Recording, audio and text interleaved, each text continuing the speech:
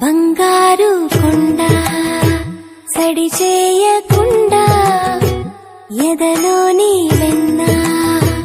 దోచేనే ఏ చోటు లాగే దోబుచులాడి